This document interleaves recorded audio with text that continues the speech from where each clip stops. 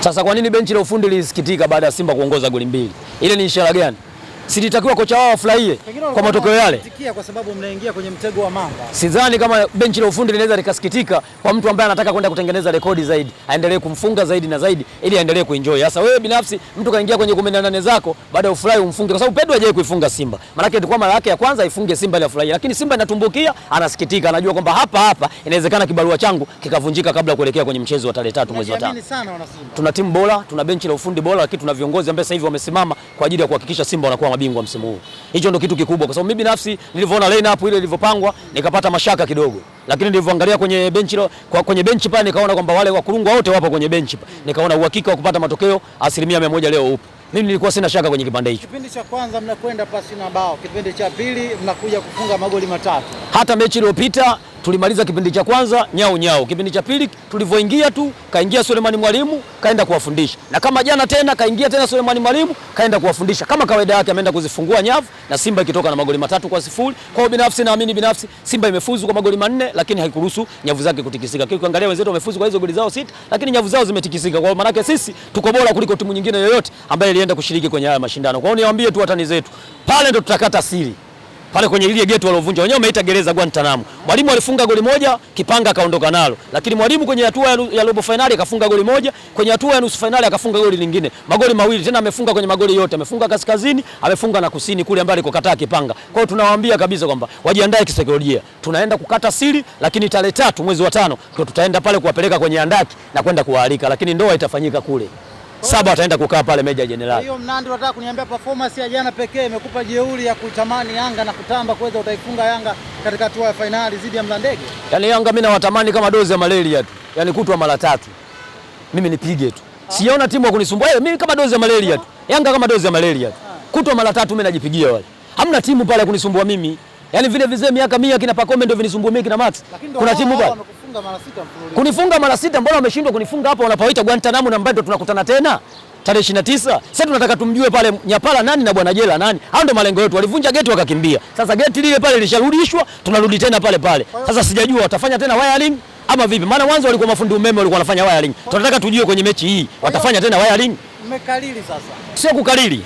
Msimu huu Simba inaonyesha kabisa ina quality ya hali ya juu kuliko misimu kadhaa iliyopita hapa. Na hasa kwenye hili ingizo la dirisha dogo, ni wachezaji ambao tumepata ni Almasi. Ama mimi na huwa anapenda kuita madini ya Tanzanite. Kweli tumepata madini ya Tanzanite. Yaani anapaswa kila mmoja kujivunia kuwa na madini ya namna hili. Haiwezekani ukawa na wachezaji kama wale, alafu binafsi ushindwe kuenjoy. Hasa kama unaona Libase Gwe alionekana kwenye mechi iliyopita tena kaingia sabu, lakini mechi ya jana hakugusa kabisa, alikuwepo kwenye benchi anaendelea kunywa mtoli tu. Ukiangalia golikipa wetu namba 1 hakugusa hata mechi moja, anaendelea kula bata tu. Lakini unamwangalia golikipa namba 2 ameshika milingoti 3 na hakuruhusu goli. Kwa hiyo unaonyesha timu ya Simba iko kwenye ubora wa namna gani. Lakini ukimwangalia mabeki wetu wakati Ismail Tule pamoja na Lushain, ukiangalia binafsi Lushaini ameingia jana mechi iliyopita hakucheza kabisa. Unaona kabisa kwamba ni Simba ya namna gani. Yaani unaona watu wanabadilishana, lakini jana umeona katoka, kaingia pia Ismail Tule, lakini umeona bwana mdogo kaaminiwa kwenye mechi zote 2. Na huyu mimi naamini nyuma mwiko kama vipi walete hela mapema tuwauzie, kwa sababu wao wana shida ya wachezaji. Wanahangaika kwenda mataifa mbalimbali, wasipate shida. Lakini mnakwenda kucheza finali ikiwa Yanga wanasema ukiwawekea kombe mbele huwa hawacheki na lolote na huwa wanapita na kikombe hicho. Vipi kuhusu muungano? Wakati wanasema wakiwekewa kombe mbele hawacheki na yoyote. Wakati unakumbuka tulikutana msimu uliopita Benjamin Mkapa, walitumia kila mbinu wanayojua wao kuhakikisha kwamba wanapata ule ubingwa. Wamewakataa viongozi wa bodi ya ligi, wamewakataa viongozi wa TFF kwamba hawataki na ikawezekana, na wakalazimisha muda ubadilishwe na ukabadilishwa wakaenda kucheza ile mechi. Ile mechi walienda kupewa ubingwa. Mimi siamini kama ilikuwa dabi.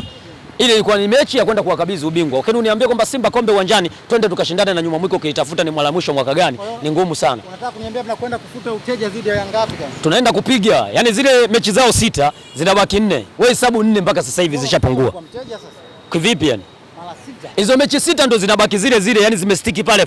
Yaani sasa ndo naenda kuzipunguza. Tunaanza kumkanda pale, tunakata siri. Maana mpaka sasa hivi kwenye NBC Premier League yeye ndo peke yake inaonekana kwamba hajapoteza mchezo, lakini ukifuatilia kama mechi zingechezeshwa kihalali, nyuma mwiko alikuwa kapoteza michezo 3. Angepoteza dhidi ya Mbeya City, angepoteza dhidi ya ndugu zetu Namungo kule Ruangwa, lakini alikuwa anapoteza dhidi ya Simba pale Nyuamani Zanzibar. Hiyo michezo mitatu nyuma mwiko angekuwa tayari kashapoteza, lakini waamuzi ndio wamemsababisha yeye asipoteze ile michezo. Kwa hiyo mimi naamini binafsi nyuma mwiko anaanza kupoteza mchezo ni tarehe 29 kwenye kombe la Muungano. Ndio kombe letu lile pale la kisiasa. Sasa tunataka tuonyeshe kwamba sisi tumetoka bara na tumekutana wote wa kutoka bara kwenye finali. Tuoneshe muungano wa namna gani pale visiwani Zanzibar. Mnandi, mmekuwa ni wenye furaha hasa ukilinganisha ushindi wa hivi karibuni katika mashindano ya Muungano sambamba na ligi kuu, mwendelezo wa matokeo bora.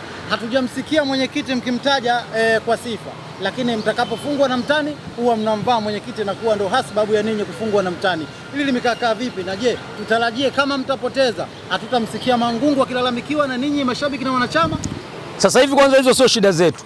Sasa hivi asilimia kubwa mashabiki, wanachama pamoja na viongozi ni kuwa kitu kimoja na kuhakikisha kwamba tunaisupport timu yetu kupata ubingwa. Swala la timu mechi tukipoteza, tushamlalamikia Mangungu misimu minne iliyopita. Tumepata ubingwa, tumekosa. Na msimu huu wa 5 tukiendelea kulalamika na mtu mmoja, manake yeye binafsi tunapolalamika naye sio ndio tubebesha ubingwa, lazima tushirikiane ili tubebe ubingwa. Tumeshajua kwamba madhaifu ya Simba hayakuwa upande wake tu, yapo sehemu nyingi, na binafsi tumeenda kuzungumza umma mote na kila mmoja na sasa hizi ameamua kuplay part yake. Kwa hiyo naamini binafsi Simba ni nguvu moja, lazima tushirikiane kwa pamoja ndio tufike nchi ya ahadi. Kwa hiyo naamini huu sio wakati wa kumulikiana vidole. Huu ni wakati wa kushikamana na kuhakikisha Simba yetu inarudisha mataji ambayo amepoteza misimu minne iliyopita. Lakini tukianza kupiga kelele fulani ndio tutarudi kule kule. Kwa sasa hizi sio muda kumpoteza Mumba. Sasa hizi ni kupiga mluzi mmoja kuhakikisha Simba inafika nchi ya ahadi. Na ndio maana unaona kina Libasa wanapiga kazi, kina Ase Ula wanapiga kazi, kina Kratos Chama na yule aliyosemekana kwamba Simba yuko kimwili, kiroho yuko Jangwani, amefanya kazi yake kule Nyuamani Zanzibar. Nadhani umemwona. Haujamuona Elie Mpanzu. Walisema kiroho yuko Jangwani lakini kimwili yuko Msimbazi. Lakini sasa hivi hatujui kwamba kiroho yuko wapi na kimwili yuko wapi. Msimbazi na nani yuko kimvuli tu, anaendelea kupiga kazi pale Simba Sports. Kwa hiyo naamini sisi sio shida zetu sasa hizi za kwanza kumwataki mtu. Sasa hizi kikubwa ni kupambana kuisupport timu yetu. Hilo ndio jambo la msingi kwa sababu tunaamini viongozi wetu, tuwape big up kwanza, wamesikiliza kauli zetu kama mashabiki na wanachama wa klabu ya Simba kwa kuomba mechi yetu isichezwe Benjamin Mkapa, twende tukacheze kokote. Lakini baada ya kukubaliwa kupeleka Meja Jenerali, tumeanza kusikia miruzi kwa baadhi ya mashabiki wa nyuma mwiko wakisema kwamba pale sio sehemu ya kwenda kucheza dabi. Uwanja haujakidhi vigezo. Sasa uwanja unachezewa NBC Premier League, unasemaje haujakidhi vigezo? Haya sio mashindano ya kafu. Yanga kutokana na tuhuma ambazo zilikuwa zikiendelea kwamba Yanga wananunua mechi na ninyi ndio mlikuwa kipaumbele wa kusema kwamba watani wenu wananunua mechi. Wamemfunga Azam, wakauliza vipi na Azam wamemnunua, na wao wanasema tunakwenda kukufunga, wanakwenda kukufunga siku hiyo ya tarehe 29 ili uwajibu swali hili, na wewe wamekununua.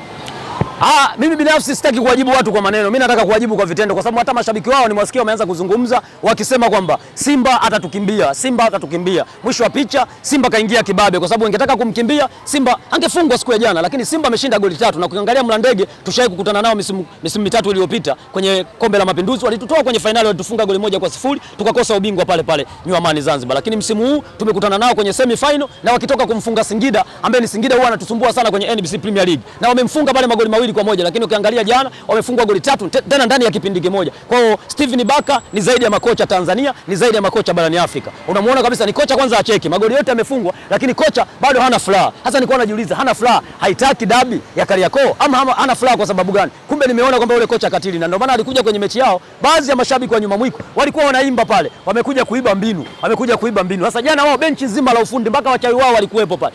Na wao wamekuja kuiba nini Simba Sports? Wamekuja kuiba viatu ama gloves za golikipa wetu? Au walikuja kuiba nini pale? Lakini mwisho wa siku Simba anashinda goli 3, benchi la ufundi linasikitika, linatikiswa kichwa. Sasa msisikite kichwa, muda wa kunyonyolewa umefika. Hapo binafsi ndo tunafunga ndoa kwa mzee Mwinyi, lakini mtaenda kukaa pale kwenye nini letu, kwenye andaki letu pale Meja Jenerali. Kwa hiyo watakuja kukaa huku sasa. Mimi nikushukuru sana Mnandi. Asante, tukutane wakati mwingine.